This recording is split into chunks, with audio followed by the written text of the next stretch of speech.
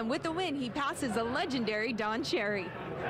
The one thing I know is I'll never be as flamboyant as Grapes, and he's got me beat big time on that. I might have got more wins, but he deserves the credit in that area, and I'm extremely boring comparing to him. All right, now look, I like that, Julian. You know, I've always said that. I'm doing prospect game. I went against the prospect game with him and the whole deal. But I never said a word about Boudreau when he had 250. I think you did. No, I didn't. Well, anyway, Boudreau was the quickest to 250 ever. And you didn't whine about that at all? Wait a minute. I was. Now, listen to this. Listen. Back in the days when I coached, they didn't have shootouts. We had 60 ties.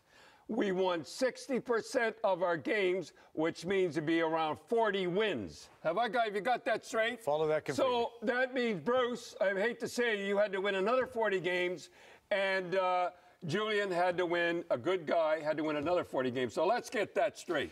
And he is right. You look sharp tonight. So you have the tough guys love you. And here's a good example before the game, which is really neat. How about Doug Gilmour wearing Hockey Night? Thank you, Doug. They look good. Well, let's see it. This is the little mingling. There it is. There it is. And you know what I told? Oh, there it is. And here's one of the other guys going along, shaking hands. And they're going to tell him, you're the +3 leading the league. Says hello to Dougie, too. Mark Fraser.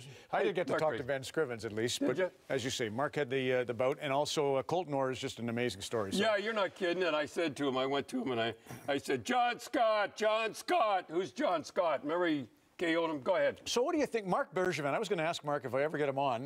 You know, he dresses fancy, wears costumes. He's the fun of the party. And they've got the fun police at PK Subban. No more Okay, Mr. hold it. You remember when PK, I knew him since he played for the Marlies, I said, stop that stuff, that silly stuff you're doing, jumping around and all that, and give it the high five and that. The players will turn against you. Your own players will turn against you if you don't stop it. And we first of all, I'll show you how he used to do it.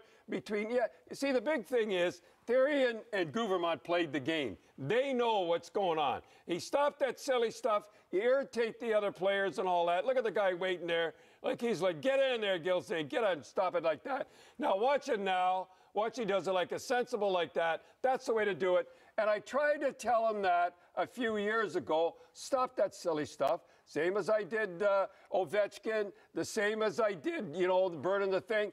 And you can't do that and expect the players to like you. That reminds me, Yakupov's goal, the big winner in Phoenix the other night.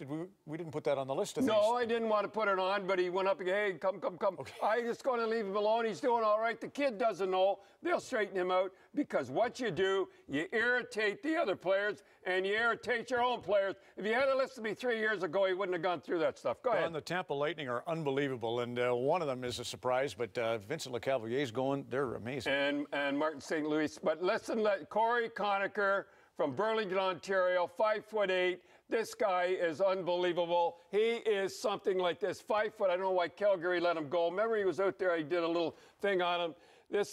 I have to tell you something. He did it the hard way. He went down to Norfolk. He was the MVP. And you know who he credits all this to? His grandfather said never quit because he's so small. And Doug Nesel, his coach for the Burlington Cougars, said never quit because you're too small. And all you kids that are small out there think you're never going to make it, St. Louis and him too. Well, here you go again. It's 1 ounce of heart worth a pound of muscle, and Jordan Tutu.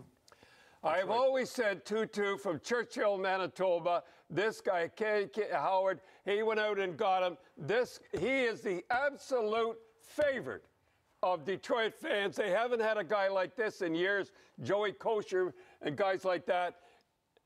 Look at this guy, and the fans go nuts when he's there. He is the favorite of favorites, and he not only fights, he can score goals and the whole deal, but he does throw them pretty good. And look at that hit there. That was last night. A favorite of mine all the time. Roman Polak, the guy he hits, about 240 Tutu on a roll, and that was a big win for Detroit after they got thrashed by St. Louis. So the New York Islanders. Now, everybody asks, why are they winning? I'm just going to show you the goaltenders and the coaching is good. I'm going to show you the reason I think they're winning. Two guys, John Tavares and Matt Molson. I see his dad, Matt's dad, at the minor midgets game. Watch that there, little tic-tac-toe. Now watch, kids. He's a trigger man. Watch his stick down over Bing. Now watch the next goal. He keeps his stick down. Here it comes out. bing, in the net. Now, if you had a stick in the air like most of you kids do, see, bing, in the net. Get your sticks down like that. Now, I want to talk about a few things that happened in New York, and a lot of people made fun of it, and people don't understand it. And Callahan hurt his shoulder against Talbot in a fight. We're going to show it here. And people don't understand how a guy could be so concerned about a guy, he's trying to beat his brains in, and then all of a sudden, you'll see Callahan go, oh, my shoulder. Now watch, he goes down, he says something, my shoulder. And look at Talbot, he gets up, and he calls over the trainer. Now, I heard guys on the radio and in the pit make fun of them. They don't understand. The reason they said, we don't understand how a guy could be trying to beat his brains out and call it over. You know why they don't understand? Because they don't understand. They never played the game. This is the honor game. This is a code of hockey players. We're the greatest people in the world, as far as I'm concerned. Now, Teddy Roosevelt said something, those timid souls who will never know victory or defeat. That's those guys that make fun of Talbot. That's the way we are, and we're the best players in the world. Until you've been in that location or dislocation, Don Cherry in the Coach's Corner on Hockey Night in Canada. Coach's Corner on CBC.